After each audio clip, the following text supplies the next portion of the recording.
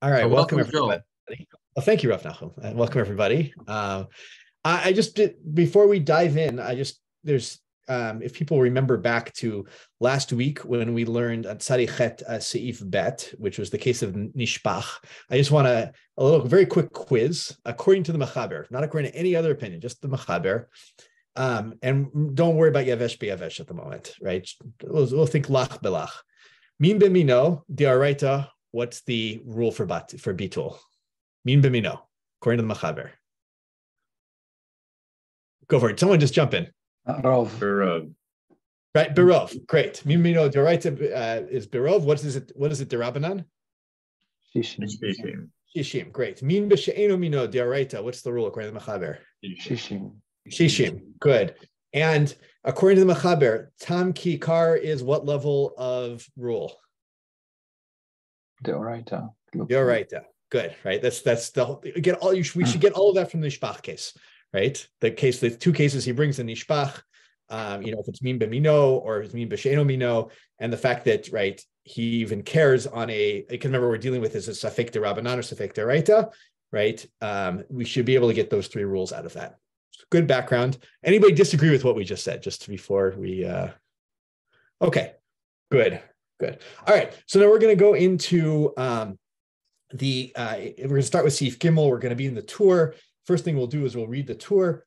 Tour Gimel, starting with the Hani Mili. The Hani Mili, which is referring to, is the case where we can, in Min B'mino, if we knew there was Rov and we don't know if there was 60, but it's Nishpach, right, that we can be Mekel and we can say that it's Batel. So let's see, who's my... Raphael, you showed up first, so you get to read first. That's the fun way it goes. You okay with that? I just need to open my tool. I wasn't ready for that. Pardon. Good. So we'll start with Yavni and we'll come back to you. Yavni, Sarichet Gimel in the tour, please. That part? Yes. שאינו לפנינו כגון שנשפך, אבל אם הוא לפנינו, אלא שאינו בקיא, אם הוא לפנינו, אלא שאינו בקיא לשערו, אפילו מדרבנן, אין תולין להקל. הילקח, should I translate it? Good. Yeah, that's a great place to start. The Hilkach, we're going to deal with less today, even though it's a great topic. So give us what that said right there. So this whole business about this whole kula that we've just discussed in the previous seif is, or it's not a seif at this point, but whatever, just now, is for the case where the state that we're interested in knowing what it is like not existent anymore, is not before us, like in the case of the spilling. But whereas if it is before us, but we don't have the expertise necessary to measure / determine what the ratio is, then we don't get the same kula. Right. Even in what cases? Even in the Rabbanan cases. Exactly. So right.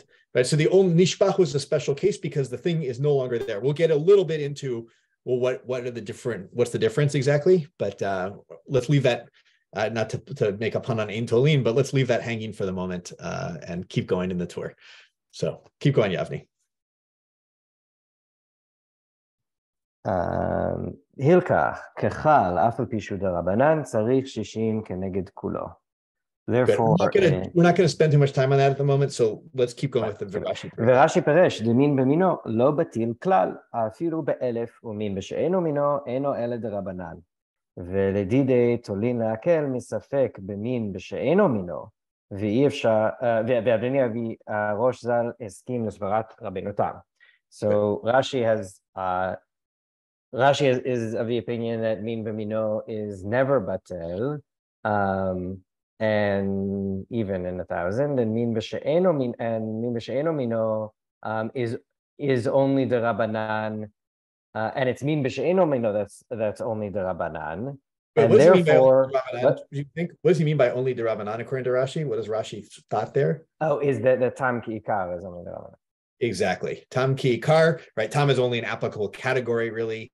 in min b'she'eno mino, and that's only a derabanan, right? Clearly, Rashi would say if there's a piece of pork that you can see in your soup, you can't eat the pork, right? But once you take the piece of pork out, yeah, they're right. You probably haven't violated an Isur. Okay, right. And what does the Rosh think? Oh, so so how does Rashi rule in the Nishpach case? So I think what this last bit is it's saying like then it's in the Nishpach case where you have like min b'mino v'she'eno mino, then the way you get the kula is not from looking at the min b'mino like we said or above, but rather from looking at the min b'she'eno mino. I don't think you even need to go to such a complicated case, right? You just have min b'she'eno mino per Rashi. You knew it was rov, right? It doesn't even have to be rov. You know that the thing isn't there anymore. It's not, the piece of pork, right? Then we could be makil if we don't know. Right? Rashi. I just read it. According to him, tolim lakel misafek b'min b'she'eno mino, right? So in such a case where you have safek min b'she'eno, okay. Yeah. So okay. Right. And then what is? Keep going. And what is the Rosh rule? The Rosh rules like not like Rashi, like the first opinion. According in which part? Sorry. I think the Beit Yosef clarifies. I think that it means specifically in the question of the min b'mino. Yeah, good. So potentially, but all right, I'll stop there. That's the tour on this piece. The main takeaways I want you to have before we dive into the Beit Yosef is the Nishpach cases. I wouldn't say it's a special case, but in cases where you have the thing there and you could potentially measure it, you just can't for whatever reason. Maybe we don't know yet. Maybe the technology hasn't been invented yet. Maybe you just are not a very good mathematician, whatever it may be, right? That in that case, we can't be makil. We can't and say it's a safek, right? And he reminds us that Rashi has two very different opinions from everything we've seen before. He thinks min b'mino is never batel, and min b'she'eno mino is only a derabanan level Isur. Okay, but the Rosh agrees with Rabbeinu Tam and not Rashi. Those are the main takeaways from the tour here. Okay, now we'll dive into the Beit Yosef. So any questions so far? Any thoughts? Anything I said wrong that people need to correct? So I really just said what the tour said, I hope. So, all right, with that, Raphael, we're going to dive into the Beit Yosef. We're going to dive into the middle of a piece in the Beit Yosef. So it's going to be a little bit confusing to find, but under what I have as Gimel in the Beit Yosef, right? If you go about halfway into that, you should get V'chatav Haran. And it has a citation, Lamed Hey Amud Bet, Sof Dibur Rishon. People give me thumbs up when you see that. Sarah's got it. Isaac's got it. Yavni's got it. Great. Anybody else? Anybody having trouble finding it? We're going to go the other way now. Good. Right. Jacob. Can you say it one more time? It starts with V'chatav Haran. It's under the first Dibur. Yeah, got it. Got it. Great. Okay. Raphael, read for us V'chatav Haran. Okay. V'chatav Haran, Pei Gimel Hey. It's Parakid Anasheh. Lost it for a second. Min b'mino yafilu nitarev gufo mideoraisa. No, I should be V'chatav Haran Tamo Shel Davar. Okay, just a second. כתב הר"ן טעמו של דבר. כתב הר"ן טעמו של דבר משום שאי אפשר לעמוד עליו. ואי הזלינה לכולה יהיו כל האיסורים בסופק.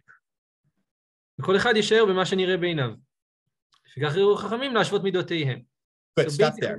What he's saying is that actually the whole issue of shiurin here is it's something that it's completely the Rabbanan because we don't have because it's not tangible. Not completely the Rabbanan, right? The reason that we make it that we say you can't ein tolin le'akel, right? Sorry, actually, maybe this is Tamo Shel Davar, that we're not ein tolin le'akel for the non-nishbach case, right? You just can't measure it, not because but it's still sitting in front of you. Is right? Is why? What would happen if we would? Oh, that's somebody mute. There we go. Keep going. Iaz leaning lekul. What would happen? Wait, Joel, you need to specify here one thing. What case are we? There's two cases. One case is where we are mekel, and one case is where we're not mekel. This is the which- Machmir case. This is the Machmir case, which is the case where we are either where the substance is in front of us, and we just don't know how to measure it. So maybe we should say it's a suffix, and it's a suffix because I don't know how much I have here, but it's in front, it's there. I just don't know how to measure it. I don't have a laboratory to measure it, so maybe I should say suffix de Rabbanan lahakel. And so now comes the Ran and explains why we don't say that. That's my introduction. No, I think you're completely right. This is right off the tours, ve'imehu lefanenu ela she'eno baki l'sharo afilu b'derabanan, right? So the Ran is going to explain that. Yeah, fair enough. And I appreciate the support. So Raphael, keep going. V'iyaz lina and lekul explain. What would happen if we were makil about it? Oh, is Raphael paused? Alish, you're going to pick up. Okay, where is it? שיש לה מטרה, אי אז לינן לכולה יהיו כל האיסורים בספק, וכל אחד יישאר במה שנראה בעיניו. Okay, I'll translate here. So because if we go like kula, so then all the isurim would be besafek, like in basically like anytime we find ourselves like unable to assess what's the amount, we have a safek about that. So if we would set safek the Rabbanan, if we would go like kula, so then like everything would be permitted basically, like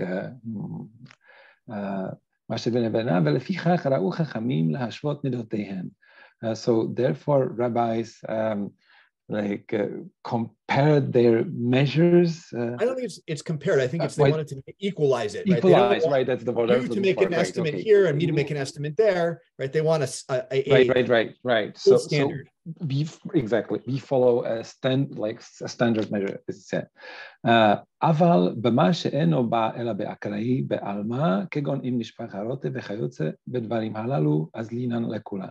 But in the cases that if it happened like instantaneous or like by accident, I'd even say unusual cases, right? Like things that don't usually happen, right? They're not kavua, right? They're like not a regular thing, but something that happens like it's very unusual, like at nishpach. Right, so, like the case of nishpach, the sauce, harotev, and similar cases. So in these cases, we go like kula, like we follow the lenient position. Good. That's what the Ran's words. So what's the Ran really saying here? It's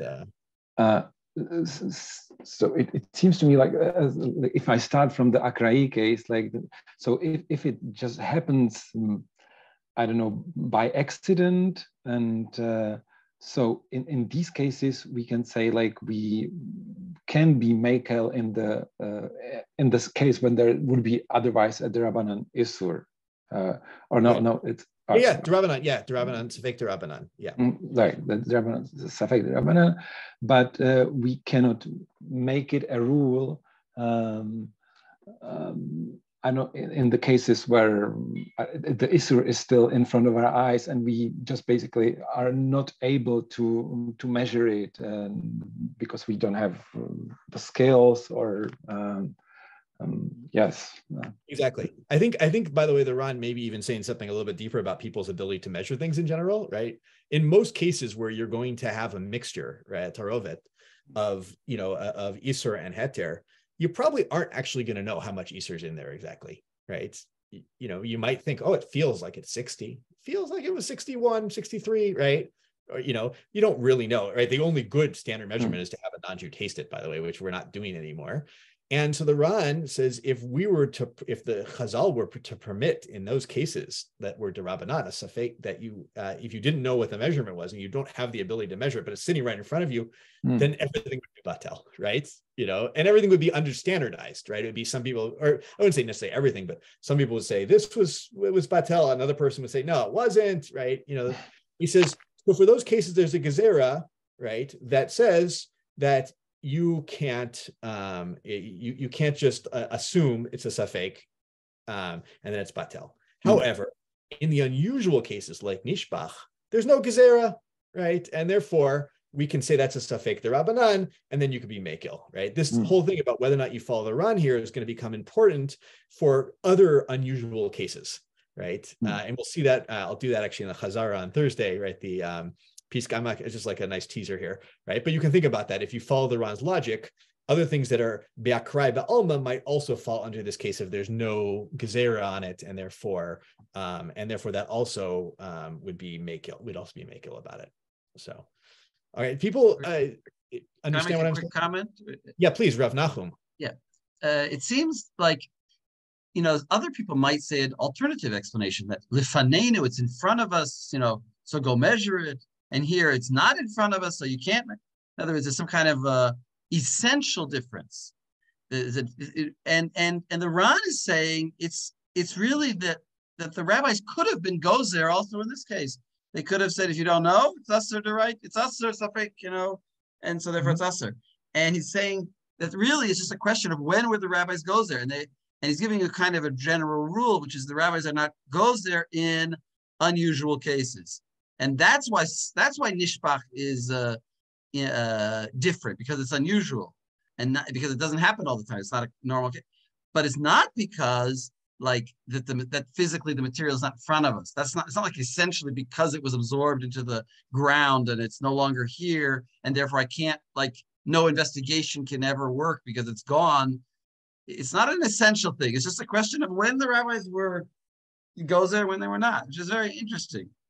Yeah, good. Because other people take it a different way. Oh, I was going to say, I know you're probably leading me to this a little bit, but I don't think we'll have time to see it today. But people, I'm sure, saw the Shach and the Taz on this, right? They do think it's an essential difference, right? That one is the difference of in Nishbach it's gone, and therefore the original, the total amount is gone, and therefore you can no longer measure it. Versus in the non-Nishbach case, be it whether because you don't have the skills or whatever, there is a potential to measure it still. It's still sitting there in front of you, and therefore they think there is actually an essential difference, and that's the reason, and not like the Ran says, right? So, and that's really important to know. Like if we paskin, Raphael, please, you have a hand up. No, because something that stood to me in the language of also during the learning itself is that maybe we're losing here an essential part of how the issue here is working, that we're thinking also about how people in their own kitchens will try to matir something that got mixed. I mean, is something like, because it happened in a certain situation. Are you guys still hearing me? Or yeah, we hear most of it. So keep going. Yeah. Yeah. No, but because because I had a mixture in my kitchen, so. So everyone will choose the whatever. So when it's not completely a krai, when it's not a very unusual situation, we'll try to be goizer the maximum we can, because we're also working here towards dat b'nei adam, that people want to matir their their soup. Yeah, it's you can also imagine going the other way too. There are people who are very strict about it, right? Who are like, anytime a mixture happens, but I think either way, they don't want that happening, right? They want you to actually have a really nice standard that you can go on, if we're going to use measurements in the first place, right? Which seems to have become the standard.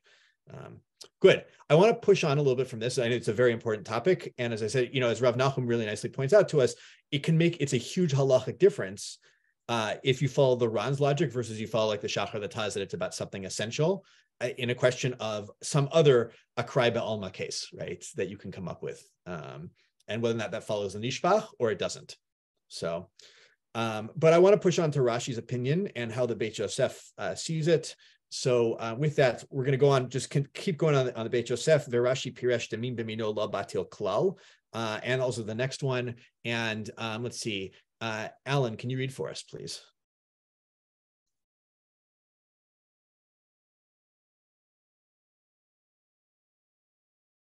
Oh, I don't know if you're off mute. Actually, I know you're not off mute. I can see. Go ahead. Good? Yes. Okay. Farkatati, Shavova Poskin, Pasku, Silogarashi, Kvatai Hunatinan. Great. Explain. Right, so most people don't agree with this idiosyncratic opinion of Rashi's that min b'mino, it can never be batil, period, nor that right. Mean be'enam she'enam mino is No, only we're actually not Rabbanan. there yet. We're not b'min she'eno mino. We're only at the min b'mino. That's why the but dibur but machil is important. it's not. Okay, it's not. Okay. Yeah. Okay. So we wrote. So we actually wrote like Rabbi, not like Rashi. Exactly. Ooh, Right. Masha, But I'll just reinforce it. Even though there is an opinion out there that min b'mino is never batel, and Rashi, who's pretty big deal, holds it. We don't hold that, right? And the Rov poskim don't hold that. So, okay, keep going. Mashikatav. Okay. Mashikatav. Umin b'she'ena mino eno ela d'Rabbanan. Barni fire b'katati she'Ramban v'Ran. Zal sovrim k'matel b'ged b'zeh. The Shenir Eli. Ushinir Eli. Sorry. Shagam Rambam Soverkin. Umiko Makam, Nira, the Kurbain Tam Nakinan, the Ha, the Kumra. Ukamasha Katav Harashba. Good. So what about Rashi's Tam V Kars de Rabbanan? Tam Ki Kars de Rabbanan? What does he say? Okay, so the Ramban and the Rambam agree with him, and also the Rambam seems to think so. But we actually go according to Rabbeinu Tam, who holds that Tam Ikar is Deraita. Good. And so we need to be not there. So we hold, as we saw, the Mechaber does Tam Kikar Deraita. Although, unlike the previous opinion of Rashi, there's some pretty big heavyweights sitting there on the side of Rashi, and that Tam Kikar is Der Rabbanan. Right? That's just to know. As opposed to, in Rashi's idea that min b'mino is eno batel, right? There, it's Rashi sits as a pretty much a lone opinion, right? So there's a very different very different weights in Rashi's two opinions there. Okay, good. I don't have too much more to say about that unless anybody else does. Well, I want to ask a question. Has anybody noticed the word lechumra? Yeah, what do you think that means? You want my opinion or want other people's opinions? I want other people's opinions. Yeah, good. Aaron, go for it. You could imagine, or I think it seems like Rashi might say explicitly that for Nishbach, if you hold the Tam Kikar as the Rabbanan, then you might also think that there's Bitul Baroz in the case of Nishbach.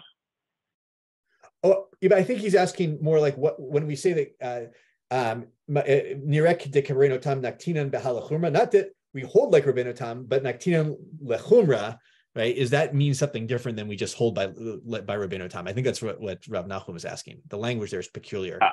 Right. Meaning specifically in the case of Sefek that we would hold like Rabbeinu Tam Lechumra. Well, no, I think just in general, we hold like Rabbeinu Tam Lechumra. And so the question is why he uses that language as opposed to just like in the previous one, let me explain, right? In the previous one, we said, Ukvataihu Naktinan, we hold like the people who are against Rashi, right? That hold that min b'mino is batel, right? But here he doesn't say, right? Nireh de Rabbeinu Tam Naktinan, he could have ended, right? Instead, he says, Ke Rabbeinu Tam Naktinan beha lechumra. Right, those two extra words seem to make a difference. Yavni, jump in for me, and I think two possibilities. One is that it's explaining why we hold by Rabbeinu Tam, because like we want to go by the more machmir opinion because we're worried, or it's saying we hold by it lechumra, meaning like under circumstances where we have a good reason to go against it, we can go against it. Yeah. I think possibly the second. I'll take Jacob and Alan, and then we'll move on. Go for it, Jacob. Yeah, I think including the phrase or the word l'chumra, it's implying that there is a legitimacy to other opinions, especially given that in other cases we do hold like other people. So it's saying like we go by this l'chumra, but the other ones are still viable. Yeah, you can exactly. Imagine. I mean, this is a huge observation. This is a tremendous observation because this is saying we are not. Don't think that the Beis Yosef is paskening 100% like Rabbeinu Tam, and that's it. The door is closed. and we paskin that Tam Kikar is Deraita. No, it's the Chumrah we're paskening like that, which means in the back of our minds, we're still open to circumstances, or in other words, there's a concept in halakha which is called siruv, where you have another opinion which is not normally held by, but combined with other circumstances or other opinions, we will hold by it. In other words, we haven't shut the door on the idea that noten tam, I'm sorry, that tam ki ikir is d'Rabbanan. We haven't shut the door on that, and that's a tremendous chiddush. And I mean, I didn't see anybody marking it on this place, but here is the place. Here is the place where he says that I'm not closing the door on this opinion, and that means that's going to solve a lot of the difficulties that people may have in the future with the Mechaber and the Shulchan Aruch. Nachum, talk a little bit more about Siruv. But in the meantime, Jacob, you just got a big compliment. Okay, he's a rookie, so he gets a compliment. You have to mention it. Okay, but Nachum, I think you should say a little more about Siruv. Oh, I can talk talk a lot about Siruv, but I don't want to take away from Joel. No, but I mean, I'll give you a short idea of Siruv. Siruv is a halachic principle, which means that let's say it's Erev Shabbos, and normally we paskin in a certain way, and we don't paskin in like a certain rishon. But in this circumstance, actually, we will combine maybe that it's Erev Shabbos and say, well, we can, in that case, we can litzaref it with this rishon that we don't normally paskin like. That's one type of case. There's a more interesting case, which is where there's kind of, those circles, Venn diagrams, what it's called, where the circles overlap, where like sometimes we don't paskin like this rishon, we paskin like this other rishon.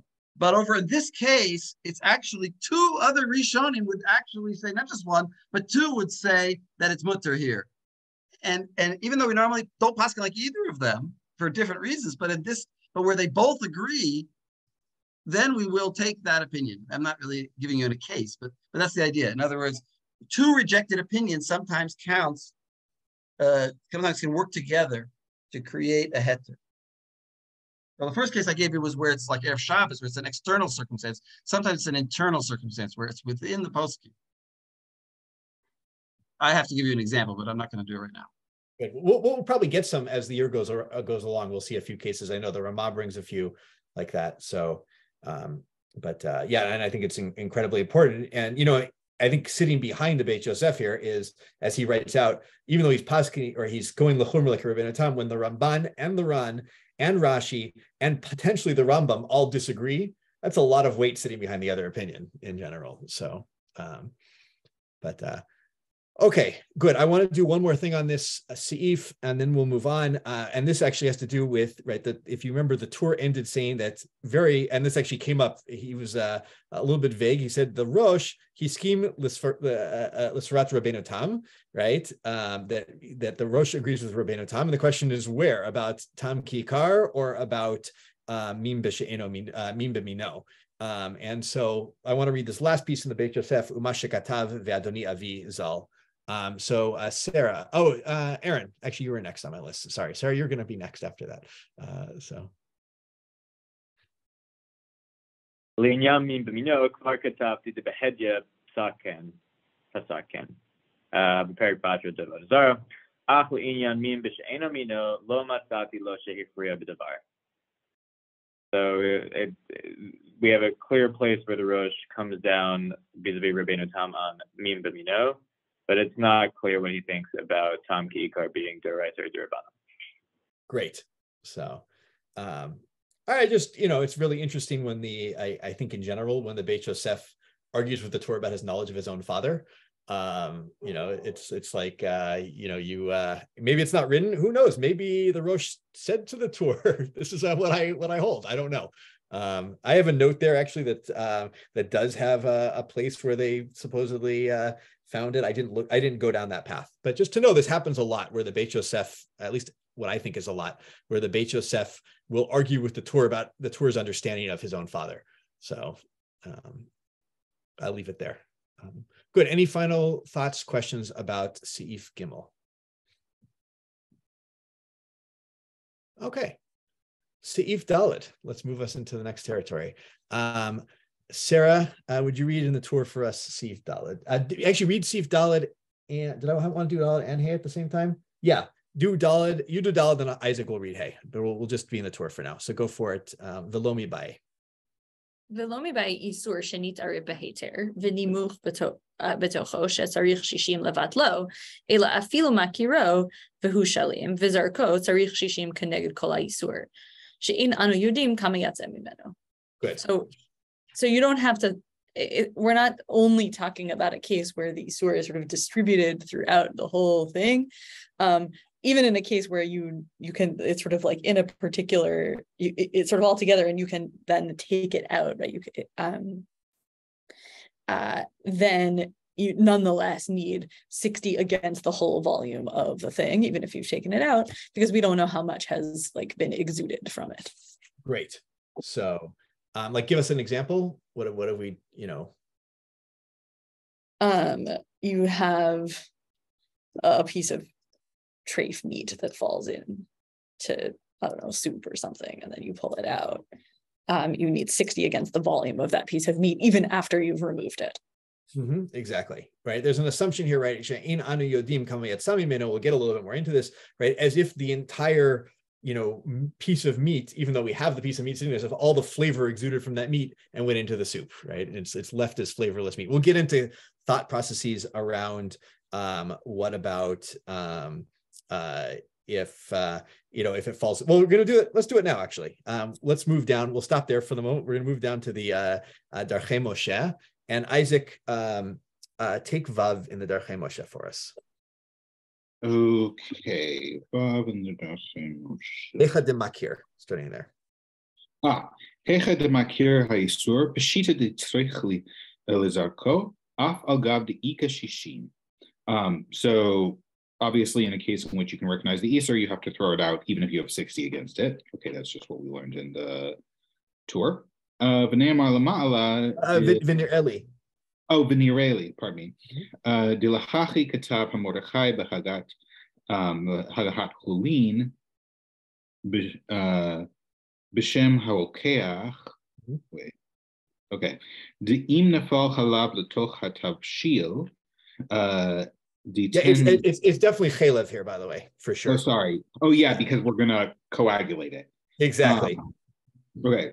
De'im nafal chalev l'toch hatavshil, de'yiten l'sham mayim tzonanim, v'hashuman tzaf l'ma'ala, v'hasha'ad mutar al kam l'shana. So basically, if you have a bunch of fat that's aser, like fall in a pot, you should just add cold water until it cools down enough that it all congeals on the top, and then you throw out the congealed fat, and then the whole thing's mutar. Right. Right. That's all the Mordechai wrote in the name of the Rokeach, right? This is right. The big question is, what case is the Mordechai talking about, or the Rokeach talking about here? So keep going. Yeah. Wait. Okay. V'nirei demeri sheyesh b'kedera shishim ve'afilu hachi tzarich la'asot ken lahasir kemo im hayam akiro shetzarich lahasiro. So the Darchei Moshe says, clearly this is a case in which you had 60 against the Isur to begin with. And really what you're doing is you're saying, like, okay, right now you can't obviously throw it out, but there's a way to make it able to be thrown out. And because you have to throw it out, if you can throw it out, you have to do the thing to throw it out. Exactly. Ho'il v'yachol lehavdilo min hama'achal aval I leka shishim peshita de la mehani takanazo. If you don't have 60, you have to throw out the food. It's no good. You can't pick it. De af al gav de mesir ha'chelev atzmo mikol makom hata'am nish'al sham lechen v'dai lo mere ela b'de'ika shishim kan keniro. So he just says the same thing he said before. You have to have 60 against it, otherwise the tom will be left and won't be left. Exactly. It's the same case as if you dropped a piece of, a solid piece of meat in there, right? You take out a piece of meat, you still assume that even though you took out the meat, you still assume the flavor is left. Same thing if you drop chalev in, right, you still need the 60. You still need 60 against it, even though the Mordechai doesn't say that in particular. And you could even imagine, right? Someone making that this is the Hava Mina is, oh, well, you did this, method to get all the chaylev out. You don't have to worry about it anymore. He says, no, the tam is still there, right?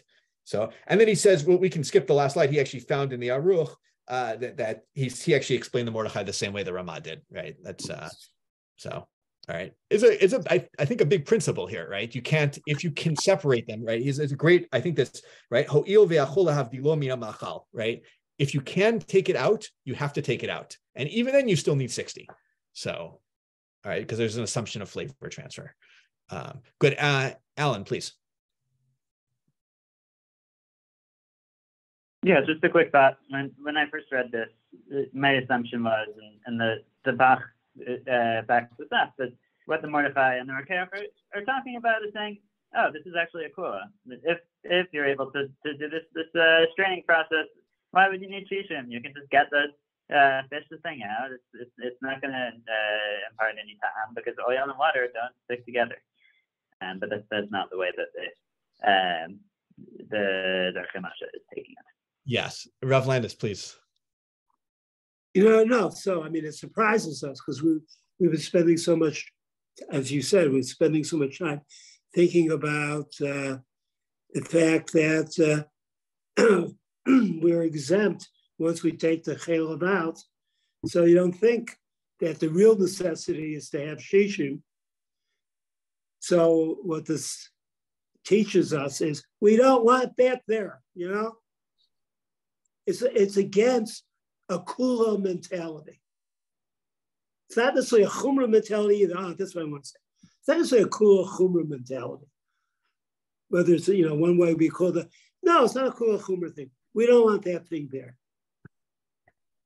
Yeah, that's yeah, and I have to say, like, when I first read this piece in the Mordechai, before looking at the Ramah, I also assumed it like the Bach does, where it's like, well, because these are really separable, right? As opposed to like a piece of meat drops into your soup. Of course, you left some stuff behind, but here there's like a nice physical process to get rid of it, right? But the Ramah doesn't want to go that way. He's like, wait a second, the whole time we've been talking about flavor transfer. You can't, this is also a flavor transfer. So, but good.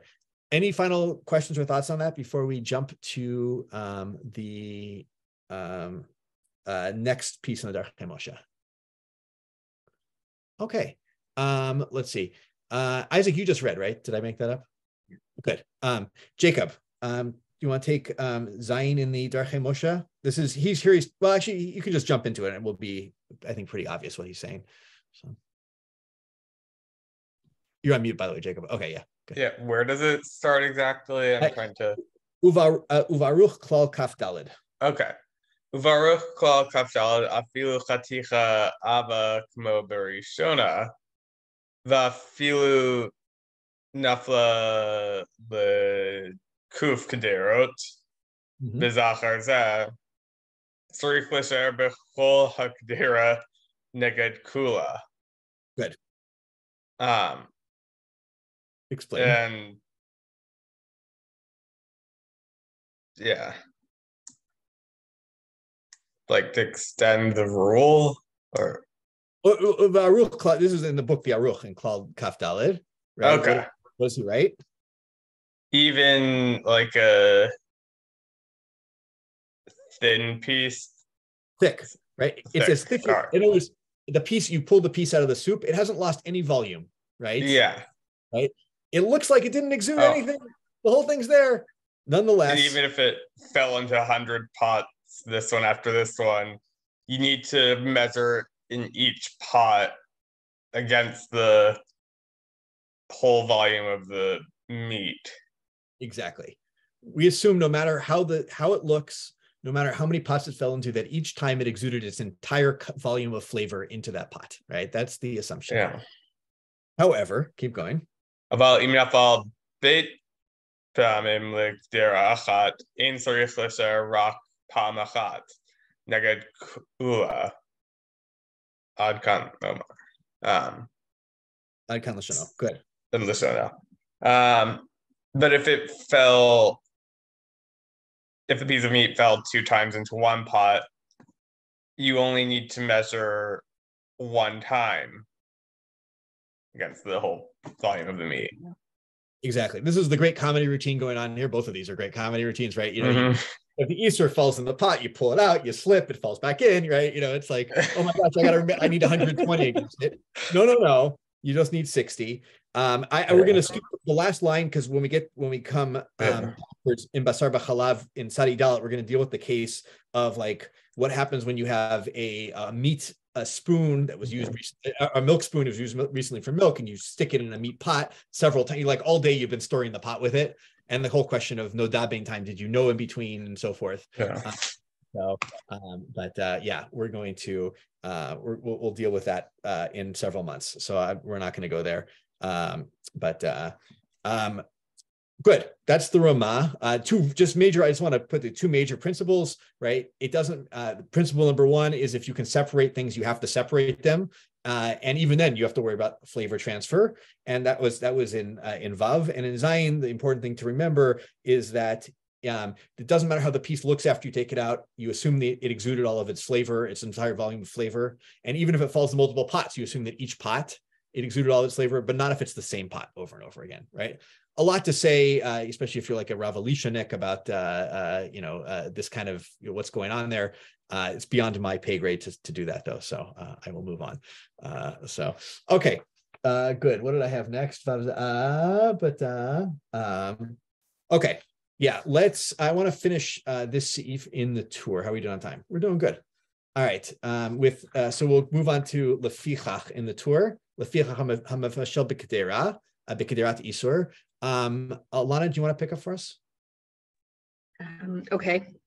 Lefichach hamavashel b'kederat isur shehi bat yoma o tochev kaf shel isur beheter v'chi hagavna bebasar b'chalav tzarich 60 neged kol hakdera וכנגד כל מה שתחב מהכף, שאין אנו יודעים כמה בלעו, לא שניהן של חרס או עץ או מתכת.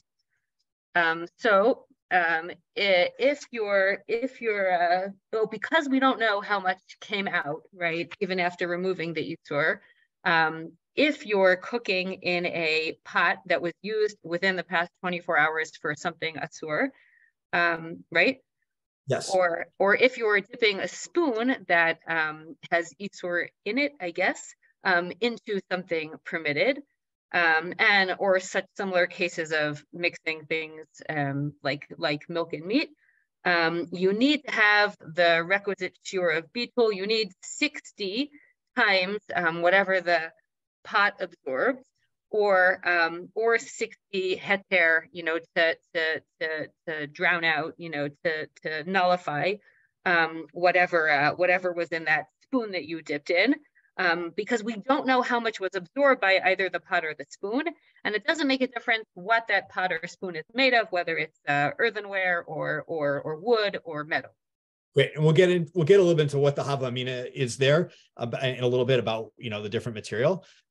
Just as a note, because we're not going to get to it today, unfortunately, there's a whole discussion, mainly I think only in the Achronim, about can you ever have a pot where the volume that's held by that pot is actually 60 times the volume of the pot itself. It's a really interesting question. It's a really partially a question of thickness of walls of pots, but I'll leave that as maybe for another time. Good, but tell us the conclusion of that halacha. The conclusion is it's in a Taz, isn't it? It is that generally most people say you can't, but they do bring up cases of, I think it's like bronze. You could make it thin enough, the walls thin enough that you could actually, is it bronze? Well, they talk about a pot that's very low and wide. Yeah.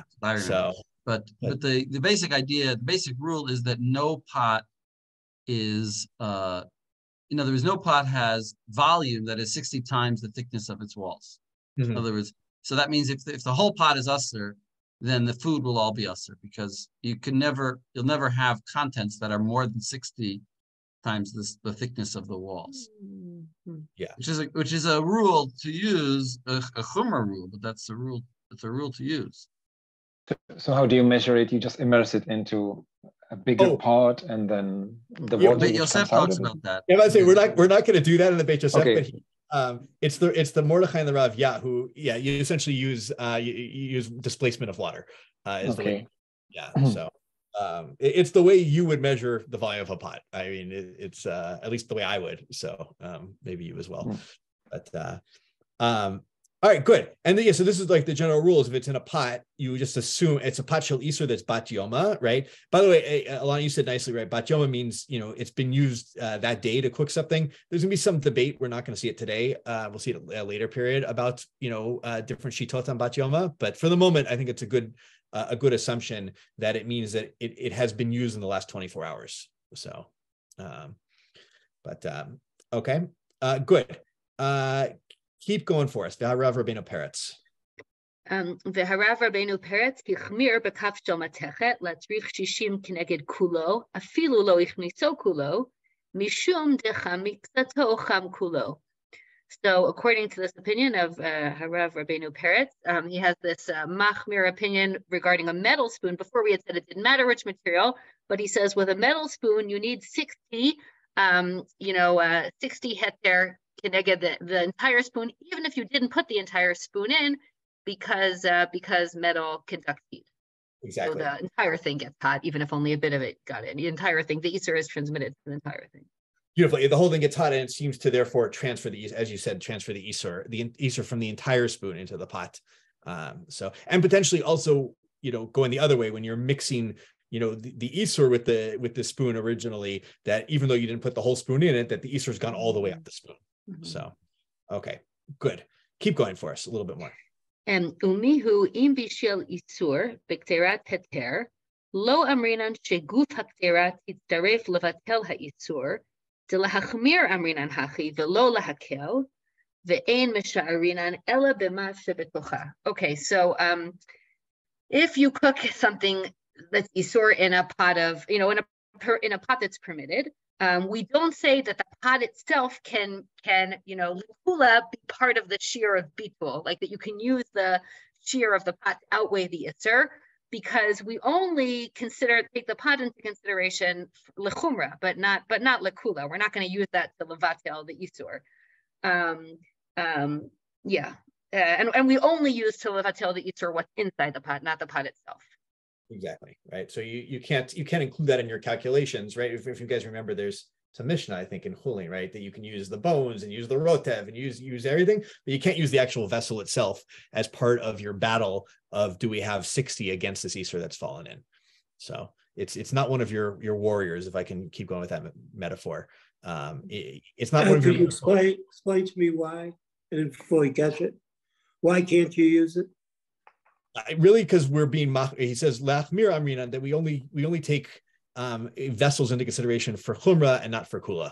I think there's a logical explanation for that. The whole reason why we took the whole volume of the pot is because we said we don't know how much flavor can come out of it. So the most that can possibly come out of it is its whole volume. But that doesn't mean we actually think that its whole volume of flavor is coming out of it. Right. And then wait, you have to make one more step. There's one more step. And also the reverse. We don't know. That's what's going on. We don't know that anything. We can assume nothing could have come out of it, right? Stop, everybody. No, that's what I mean. What's the reverse? The reverse is we don't know how much goes in. Mm-hmm. Okay. And that's why here we have to be machmir, because we don't know how much goes in. Maybe nothing goes in. So we can't mitzaref. We don't know if 1% goes in or 100% goes in. Also, we don't know how much goes out. So that's why I said the reverse. We were talking previously about how much comes out. Now we're talking about we don't know how much goes in. And so therefore we can't be makil and say that the havamina was to say, if it 100% goes out, so it 100% goes in. So I'll use the walls of the pot. We say, no, it's a suffix. So we can't be lenient in that way. Chumras are infinite. Yes. No, they are, in terms of that. We're saying we're being machmir in this thing. Right. A kula, you really have to have evidence or a good story. There's this, right, these past two Seifim are dealing with cases where we don't know. We're not sure what's going on. So here we have a halachic insecurity. We don't know how much, what the walls are doing there. We don't know, do they absorb? Do they not absorb? So, yeah, I mean, I think, and that's a great term. I lost Insecurity. insecurity. Like, We'll yeah, when it came out of my mouth, I realized it was. I think the shear should keep it. It's a good term. So, Aaron, I see your hand up. Go for it. Just in terms of the maximum substance that a spoon or any vessel absorb, is the maximum the size of the vessel itself, or could a vessel? Okay. Yeah. We never assume, as far as I know, that a vessel can absorb hold double its volume of Isur, right, or even itself plus delta, right? It's exactly its volume. So.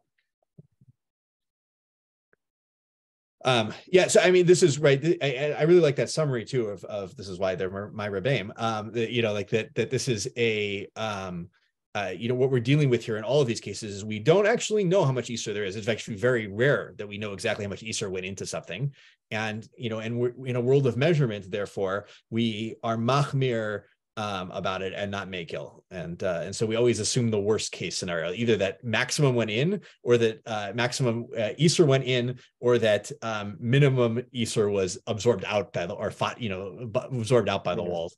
So,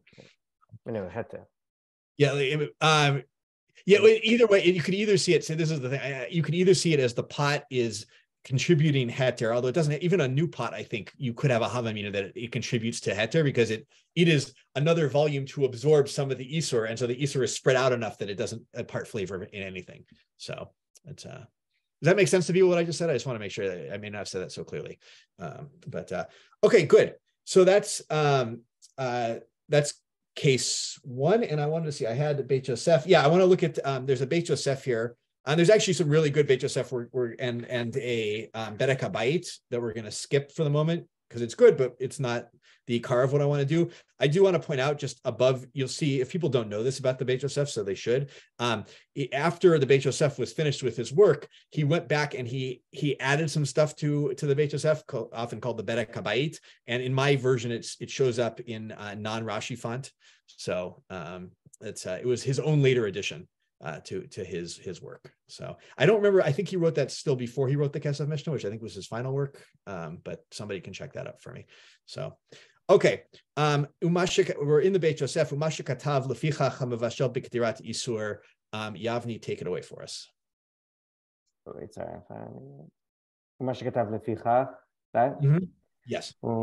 מה שכתב לפיכך המבשל בקדירת איסור שהיא בת יומה או תוכב כף של איסור בהיתר וקהי גבנה בבשר וחלב צריך 60 כנגד כל הקדירה וכולי. וכך כתב הרשב"א בתורת הבית, ואף על פי שכתב שם הראב"ד ז"ל, שלא אמרו אלא באיסור שאינו חוזר להכשרו ככחל וכיוצא בו, וכן בקדרה של חרס שאינו יוצא מידי דופיו, I think, דופיו, I have a misprint here, דופיו לעולם, אבל בקדרה של מתכת וכף של עץ וכיוצא בו, אין משערין בחולו, אלא עומדים עומד יפה כמה יצא ממנו ומשערין בו. Let's stop there and explain the Ravad's opinion here. So the Ravad, right? So the Ravad's opinion is that that this statement that you use the whole volume, it only applies to things that don't return to a kosher state, like a kachal. And I think I understand the other case better, and vessels that and ceramic vessels that can't be koshered, that can't ever be koshered. But for something that can, something like metal or wood that can be koshered, then we don't have to use the whole volume. Rather, we estimate what we think might. We estimate what came out of it and use that. Good. This seems to be the exception to our, according to the Ravad, right? We're going to see what people think about him here, right? The exception to our rule about having to be machmir about things, right? He says, or not things, that we're only machmir about assuming that everything came out of it for things that we never can get the full flavor out of them, right? Right? If right? What was his word? That is choser lach shiro, right? Is the idea here of like a metal vessel, right? It doesn't hold all the Isur in it forever and ever, and it's constantly exuding it, right? Right. And therefore we can assume, all right, some amount of it came out. We'll make a good estimate how much was in there, how much came out, and we'll go for there, right? We round, right? We make an approximation, kind of thing. Do you know what the Isur she'eino choser lech? Like, I understand the vessel case. What is the case for like the actual Isur that is choser lech? This is like and this might be like if there's an Isur that's efshar l'sochto completely, right, and completely get out the Isur from it. So, Rabbi actually has an opinion about milk and meat that you can separate them. Mm-hmm. You can completely squeeze it. Yeah.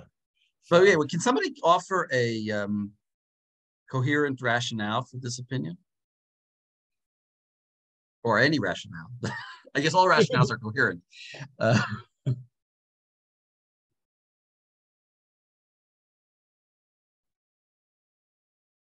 Gavin, go for it. I mean, I think sort of like what Joel is saying, the idea is that with something like metal, where we think we might have a better guess at how much came out of it if we sort of like we know how much, we know that things like can get out of it, or we know that like the previous time it cooked, it lost all the Isur, so I don't know, something like that. I don't have a good, never mind. Let's just try Aaron and Alan, and we've got both of you there. I also think that seems like probably the reason. You could equally argue that it's for that exact reason that the logic should be otherwise. Something that is easy to hechsher is also something that you can take taste out of quite easily. Something that actually should exude more flavor. Cheres, which retains its taste, you might say actually is less likely to be exuding something. So, but I think it is, Joel, as you said, the opposite logic that Yavni just used. I have another thought, but let's see, Sarah, you also have a thought. Go for it, and then yeah, it's something like this is sort of similar, but that for metal, we assume that like once you do Hagala, everything that's in it is gone. So you kind of have there's a more versus in like Kli Cheres, like lots of layers can accumulate. So there's something where we know that there can only be kind of one round's worth of stuff stuck in there, right? And even I guess if you're using, right, if you think of like what you're doing with the spoon is like dipping it into a boiling pot, then basically you're doing some like kind of chemically, there's some sort of similar process. So it's just, you can only have one round of stuff can be stuck in there, as opposed to Kli Cheres where there can be literally the whole volume of the thing. Would you say another way of saying that is that saying that everything that's like, let's take a metal, every time, every metal vessel is chadash every time, right? Because every time it gets used, it has like a complete recycle of what its contents are inside. I mean, not completely, because like, I don't know, you don't drop the whole spoon in, like, right? But you can get there. Yeah. Good. I have. We'll go for another. We'll have Rav Landis, Yavni. Rav Landis, Rav Nachum, Yavni. We'll go. There we go. So, I would say, with Kli Cheres, we have a feeling that the Isur, it's Kli Cheres. The Isur becomes part of the pot itself.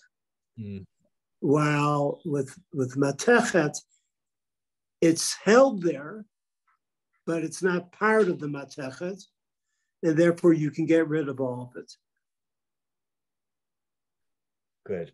Yeah, I mean, Hanan is sitting in the background of all of this too, right? Which we will. But right. Rav Nachum, yeah. Wait, somebody wants to go before me? We'll take you first, and then. Okay. And then well, here's what I think. It's very similar to what Rav Landis is saying. We were really, and what everybody was saying. I'll put it all together, and I'll say like this: that really, if you have a metal pot, there's some metal there too, right? There's some metal and there's some Isser.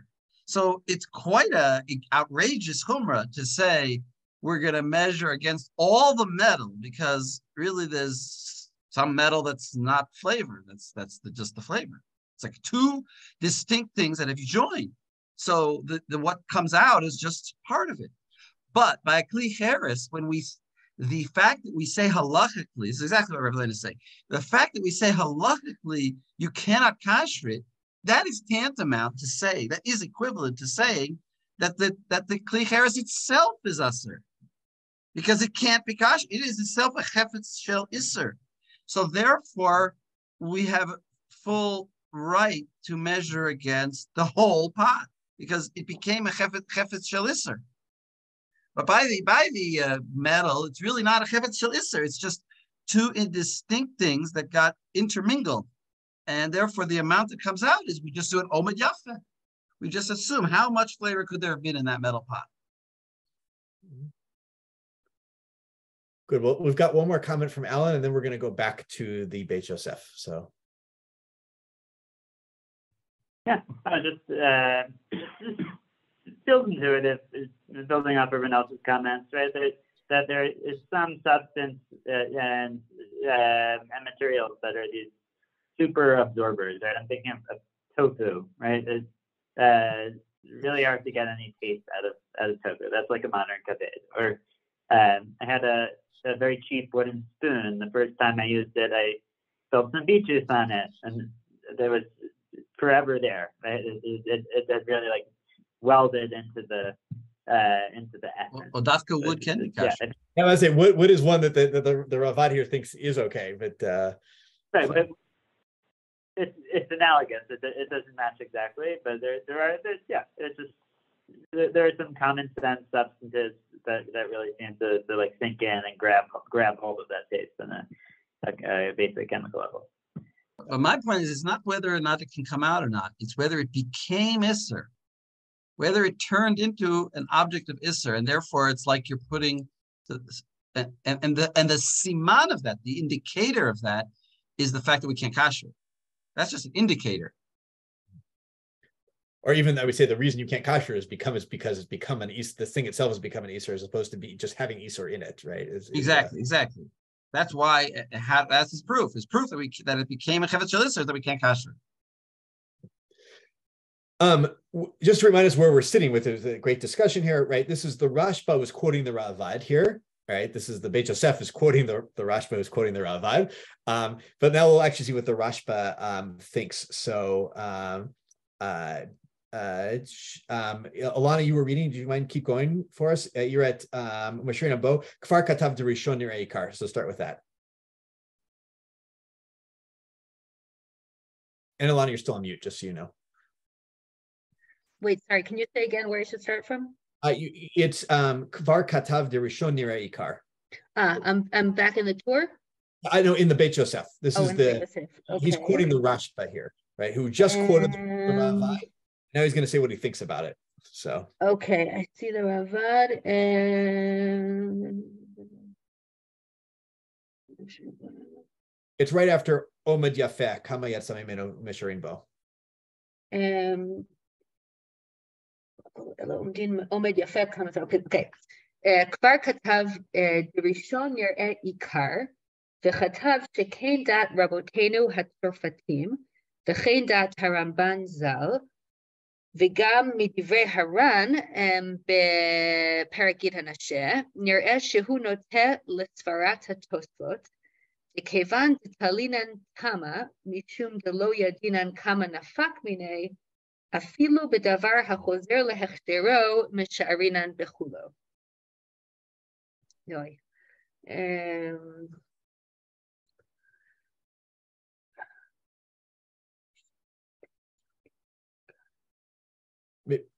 Maybe I'll help out since I know I put you in the middle here, right? So remember the Rashba, he quoted, right? He wrote the Beit Yosef started Ken Katav Rashba. The Torah is quoting Rashba there, right? That says that you have to measure against the entire vessel, no matter what kind of vessel it is, right? Well, the Ravad says no, but he thinks that the first opinion that it doesn't matter what the material is. That's what we go by. And he brings all these other poskim, right, who all agree, including, right, the Tosfot say, look, the whole question here isn't whether or not the thing became an Isser. It's really, we just don't know how much exuded from it. and therefore we're machmir. And so at the end, we measure against the whole vessel. So essentially, the Ravad sits in one corner, that the material matters, and everybody else pretty much sits in the other corner. However, just as a reminder, that Ravad sits out there and can be, we can be mitzdaref in some cases. I think that I remember seeing somewhere Rav Avad Yosef says you can combine the Ravad's opinion there if there's another factor going on to be makil about it. So just good to keep in the back of your mind. Can I just ask one question? When the Rishon is the Rashba?